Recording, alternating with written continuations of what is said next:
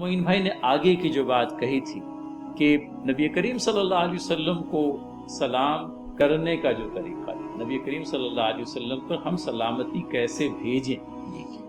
تو وہ اللہ تعالیٰ نے السلام علیکم ورحمۃ اللہ وبرکاتہ، اے نبی محترم صلی اللہ علیہ وسلم آپ پر سلامتی ہو۔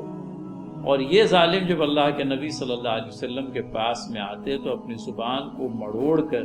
سلام کہنے کی بجائے السلام علیکم اس طرح کے الفاظ کہتے۔ حضرت عائشہ صدیقہ رضی اللہ تعالی عنہا نے ایک مرتبہ ان نالائقوں کو یہ کہتے ہوئے سنا، اور انہوں نے جواباً جو بات کہی معین بھائی کہ ظاہر سی بات ہے اللہ کے نبی صلی اللہ علیہ وسلم تو ہیں ہی، لیکن اس کے علاوہ حضرت عائشہ صدیقہ رضی اللہ تعالیٰ عنہ کے شوہر ہیں، اور اپنے شوہر کے تعلق سے جس سے قلبی لگاؤ ہوتا ہے بیوی کو، اس کے تعلق سے اگر کوئی کہے اسے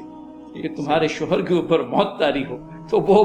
بالکل یوں کہہ لیجئے کہ تھوڑے دیر کے لیے آپے سے باہر ہو گئی۔ اور انہوں نے یہ بات کہی کہ تم میرے شوہر پر کیا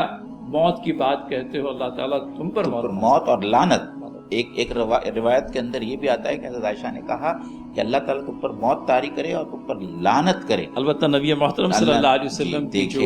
حلیم الطبع ہوا کرتے تھے، آپ نے کہا کہ عائشہ یہ کہنے کی بجائے اگر تم صرف اتنا کہہ دیتی کہ وعلیکم تو یہ کافی ہو جاتا تمہارے لیے، اخلاق کا جو بلند ترین مظاہرہ ہو سکتا تھا اللہ کے نبی صلی اللہ علیہ وسلم کے ذریعے سے ہوا۔ اے کاش کہ امت مسلمہ کے اندر میں یہ بلند اخلاق آ جائے۔ دیکھیے حق بجانب ہوتے اللہ کے نبی صلی اللہ علیہ وسلم حضرت عائشہ صدیقہ رضی اللہ تعالیٰ عنہ کی تعریف بھی کرتے تھے، لیکن وہ ذات اقدس جو سارے جہانوں کے لیے نمونہ اور اسوہ بنا کر کے بھیجی گئی ہے، وہ اس چیز کو پسند نہیں کرتا ہے، اپنے لیے اس چیز کو پسند نہیں کیا کہ میں تم پر جو ہے وہی بات چسپا کر دوں جو تم مجھ پر چسپا کرنا چاہتے ہو۔ میں تو رحمت للعالمین بنا کر کے بھیجا گیا ہوں، تم میری موت کے خواہ کیا ہوتے ہو؟ مجھے تو موت اس وقت بہرحال آئے گی ہی جس وقت اللہ تعالیٰ نے مقدر کر رکھی ہے، لہٰذا اگر تم میری موت کے خواہاں ہو تو کوئی ضروری نہیں کہ میں بھی تمہاری موت کا خواہاں ہو جاؤں۔ اور اگر سمجھ لیجئے ناراضگی کا یا غصے کا اظہار کرنا ہو تو صرف اتنا ہی کلمہ کافی ہے جتنا حضرت عائشہ صدیقہ رضی اللہ تعالیٰ عنہ کو نبی محترم صلی اللہ علیہ وسلم نے کہا تھا۔ اور مزید اصلاح کرتے ہوئے اس